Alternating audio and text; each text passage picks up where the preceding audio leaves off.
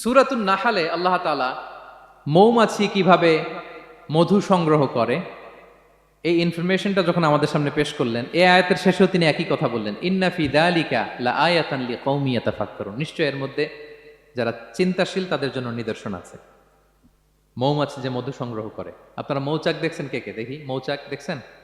মাশাআল্লাহ, আচ্ছা ঠিক আছে। রাসূল সাল্লাল্লাহু আলাইহি ওয়াসাল্লাম মধু বড্ড পছন্দ করতেন। পিওর হানি, দুর্গন্ধওয়ালা হানি তিনি খেতেন না, পিওর হানি খাবেন, খুবই এনার্জেটিক। এবং কোরআনে মাত্র দুইটা জিনিসকে শেফা বলা হয়েছে, এক হচ্ছে কোরআনকে বলা হয়েছে শেফা, আর এই মধুকে বলা হয়েছে শেফা। সুবহানাল্লাহ। আল্লাহ তাআলা বললেন, ওয়া আওহা রাব্বুকা ইলান নাহলি আনিত্তাখিযি মিনাল জিবালি বুয়ুতা ওয়া মিনাশ শাজারি ওয়া মিম্মা ইয়ারিশুন। আল্লাহ তাআলা মৌমাছিকে শিখাই দিলেন কিভাবে মৌচাক বাঁধতে হবে। এবং আল্লাহ বললেন, ইত্তাখিযি মিনাল জিবালি বুয়ুতা, তোমরা পাহাড়ে মৌচাক বাঁধো, ওয়া মিনাশ শাজার, গাছের মগ ডালে বাঁধো, অথবা উঁচু মাচার উপরে বাঁধো, যাতে গ্রামের ছোট্ট ছেলেরা ঢিল মারতে না পারে। মৌচাক যারা দেখছেন, এটা কি নিচু নিচু জায়গায় মৌমাছির মৌচাক হয় না, উঁচু একেবারে মগ ডালে? এটা মৌমাছির শিখাই দিছে কে? হ্যাঁ, কে শিখিয়েছে? আল্লাহ সুবহানাহু ওয়া তাআলা মৌমাছিকে শিখিয়ে দিয়েছে। যারা আরবি বোঝেন তারা বুঝতে পারবেন, ইত্তাখিদি এটা ফেমিনিন জেন্ডার। তার মানে আল্লাহ যা অর্ডার করেছেন এটা পুরুষ মৌমাছিকে অর্ডার করেন নাই, নারী মৌমাছিকে।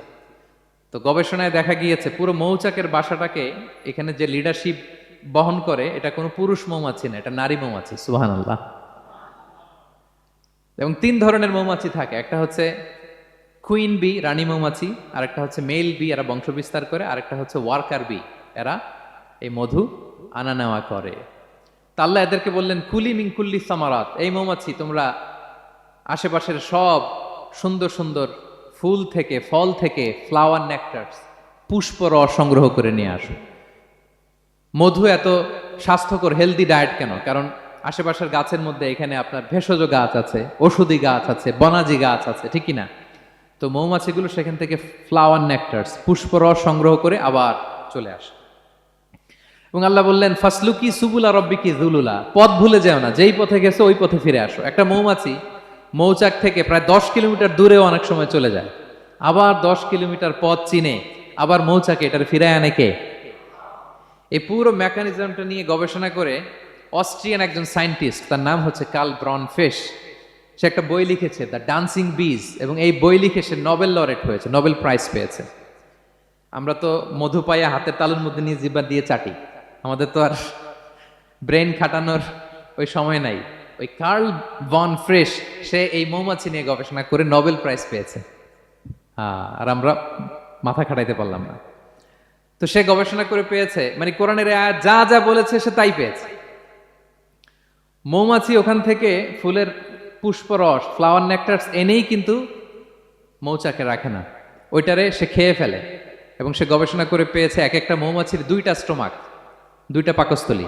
একটা পাকস্থলীতে সে নিজের খাবার দাবার খায়, আর একটা পাকস্থলীতে এই পুষ্পরস, ফ্লাওয়ার নেকটার্স গুলা সে রাখে। সেখানে আল্লাহ তাআলা একটা স্পেশাল এনজাইম দিয়ে ওইটাকে প্রিজার্ভ করে, প্রত্যেকটা মৌমাছির নিচে একটা টিউব আছে, সে ওই টিউব দিয়ে, নল দিয়ে মৌচাকে যে ওই মধুগুলো রেখে আসে। পড়েন সুবহানাল্লাহ। এবং এই মধুর ভেতরে আল্লাহ তাআলা ন্যাচারাল অ্যান্টিসেপটিক রেখেছেন, এটার নাম প্রপোলিস। দ্বিতীয় বিশ্বযুদ্ধে রাশিয়ান সোলজাররা তারা আহত হলে তারা অ্যান্টিসেপটিক কিনে লাগাতো না, তারা মধু লাগায় দিত, আর আহত সোলজার তারা মুহূর্তে সুস্থ হয়ে যেত। যাদের বাতের ব্যথা আছে, বাতের ব্যথা আছে না অনেক মুরব্বীদের, ওই বাতের ব্যথার মধ্যে যদি মৌমাছির হুল ফুটাই দিতে পারেন, একদিনের মধ্যে বাতের ব্যথা ভালো হয়ে যাবে। সাময়িক হয়তো ব্যথা পাবে, মৌমাছি যখন কামড় দেয় ব্যথা লাগে না, নাকি আরাম লাগে? কামড় খাইছেন মৌমাছির কখনো? হ্যাঁ। তো বাতের ব্যথার মধ্যে আপনি মৌমাছির হুল ফুটাই দিলে আর ব্যথা নাই। সুবহানাল্লাহ বিহামদিহি। মুখতালিফুন আলওয়ানু, বিভিন্ন ধরনের ক্রিম হানি, হোয়াইট হানি, ইয়েলো হানি, ব্ল্যাক হানি, নানা ধরনের হানি আল্লাহ তাআলা এইভাবে প্রিজার্ভ করেছেন মৌমাছির মধ্য দিয়ে। আল্লাহ বলেন, এই যে এতগুলো মৌমাছি পুষ্প রস এনে মৌচাকের মধ্যে রসগুলো রাখে, মধু তৈরি হয়, আল্লাহ বলেন, ইন্না ফি যালিকা লাআয়াতান লিকাওমি ইয়াতাফাক্কারুন, নিশ্চয় এর মধ্যে আল্লাহ তাআলা চিন্তাশীলদের জন্য নিদর্শন রেখেছেন। যারা চিন্তা করে, তারা হাতের তালুতে শুধু জিহ্বা দিয়ে চেটে চেটে খায় না, তারা ভাবে কোত্থেকে আসলো এই মধু, কিভাবে মৌমাছিগুলো যায়, কিভাবে ফিরে আসে। তাহলে বলেন তো আমাদের চিন্তাশীলতার দরকার আছে না নাই? সূরা আলে ইমরানের 190 নম্বর আয়াতে আল্লাহ তাআলা বলেছেন, যারা আকাশ বাতাস পৃথিবী সৃষ্টি নিয়ে চিন্তা করে এবং সর্ব অবস্থায় আল্লাহ তাআলার জিকির করে, ওয়া ইয়াতাফাক্কারুনা ফি খালকিস সামাওয়াতি ওয়াল আরদ, এবং তারা তাফাক্কুর করে, ক্রিটিক্যাল থিংকিং করে, এবং তারা বলে মা খালাকতা হাযা বাতিলা, হে আল্লাহ তুমি অনর্থক কিছু সৃষ্টি করো নাই। মনে রাখবেন, এই পৃথিবীতে আল্লাহ তাআলা অনর্থক কোনো কিছু সৃষ্টি করে নাই, করেছে? যেটাই সৃষ্টি করেছে এটা এর মধ্যে মানব কল্যাণ আছে না নাই? আল্লাহ তাআলা আমাদের জন্য কল্যাণ রেখেছেন।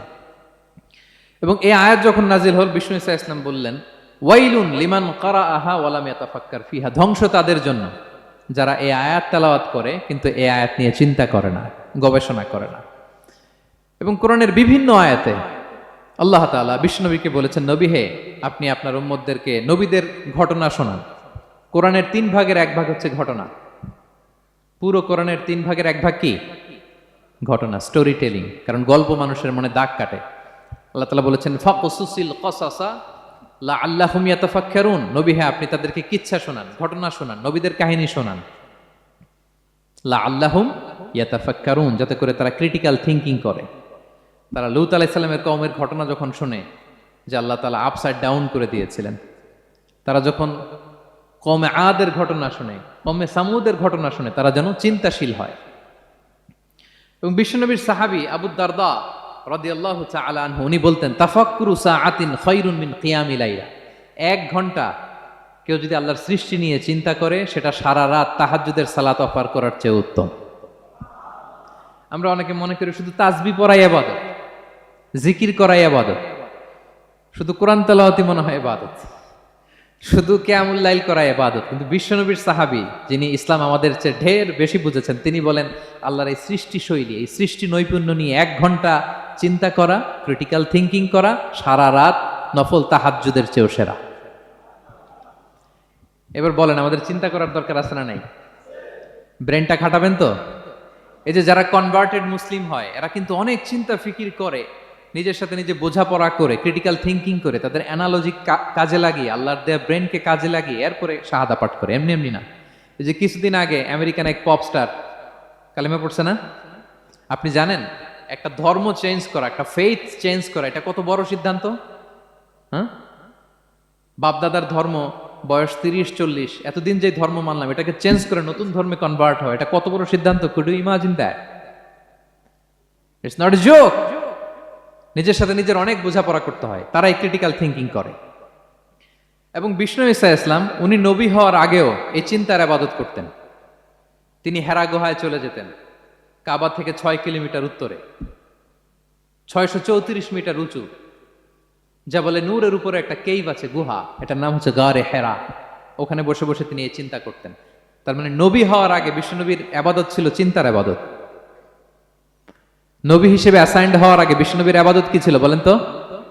নামাজ পড়া, কোরআন তেলাওয়াত করা। কোরআন তো নাজিলই হয় নাই, কোরআন তেলাওয়াত করবে কেমনে? তখন 6 মাস বসে বসে উনি ওখানে কি করেছেন বলেন?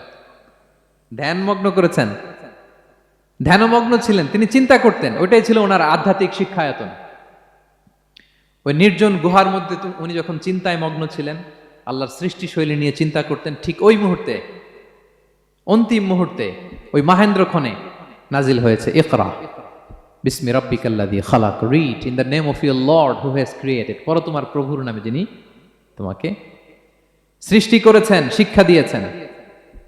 তাহলে সম্মানিত সুধী, ইসলামের সূচনা হয়েছিল, এটা বলা যায় ফাইনালি যে ইসলামের সূচনা হয়েছিল এই চিন্তার ইবাদতের মধ্য দিয়ে। আমরা যেন চিন্তা করি। তাহলে 4টা পয়েন্টের 3টা আমরা ক্লিয়ার করে ফেললাম। আর তাফাক্কুর, ক্রিটিক্যাল থিংকিং ও শেষ। 4 নম্বর কি বলেছিলাম? হ্যাঁ বলো তো? আর তাদাব্বুর। আর তাদাব্বুর মানে পন্ডারিং অন দ্য কোরআন, কোরআনকে গবেষণা করে পড়া, কোরআনের আয়াতের অন্তর্নিহিত মর্মার্থ, গূঢ় রহস্য উদ্ঘাটনের চেষ্টা করা। আল্লাহ বলেন, আফালা ইয়াতাদাব্বারুনাল কোরআন আম আলা কুলুবিন আকফালুহা, ওরা কি কোরআন নিয়ে একটু চিন্তা গবেষণা করবে না, নাকি ওদের অন্তরে জং ধরা তালা পড়ে গিয়েছে? তাহলে আমরা যে গড়গড় করে তেলাওয়াত করি, আল্লাহ শুধু এই তেলাওয়াত করতে বলেননি। হ্যাঁ, তেলাওয়াত করলে প্রতি অক্ষরে 10 নাকি ঠিক আছে, কিন্তু আল্লাহ বলেছেন ওরা কি কোরআন নিয়ে চিন্তা গবেষণা করবে না?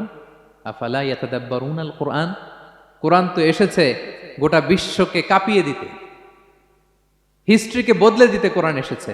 মা আনজালনা আলাইকাল কোরআন লিতাশকা, নবী হে হতভাগা জাতি হিসেবে পৃথিবীতে থেকে যাবেন এজন্য কোরআন পাঠাই নাই। এটা পৃথিবীর পুরো হিস্ট্রিকে চেঞ্জ করে দিবে। তাদাব্বুরুল কোরআন, আর তাদাব্বুর শব্দটা এসেছে দুবুর থেকে, দুবুর মানে পেছন। আল্লাহ বলেছেন প্রতিটা আয়াত পড়ার সময় এর পেছনের নেপথ্যের গল্পটা কি এটাকে খুঁজে বের করো। আপনি যত বড় মুফাসসির হন, কোরআনের আয়াত আপনি যত পড়বেন প্রতিদিন নিত্য নতুন নতুন নতুন তথ্য আপনি পাবেন। আল্লাহর কসম, আমি আল আজহারে কোরআন নিয়ে পড়াশোনা করেছি, আইআইএম এ কোরআন নিয়ে masters, human embryology in the holy Quran, পিএইচডির 5 বছর human behavioural patterns in the holy Quran. এখনো তো তাফসির করে যাই, প্রতিদিন কোরআন স্টাডি করি, একটা আয়াত যত পড়ি প্রত্যেক স্টাডিতে নতুন নতুন ইনফরমেশন আমার মাথায় চলে আসে। শুধু আমার মাথা না, পৃথিবীর যত বড় মুফাসসির হোক তিনি, যত পড়বে কোরআন, যত রিভাইজ করবে, যত রিসার্চ করবে, প্রত্যেক রিভিশনে সে নতুন নতুন তথ্য পাবে।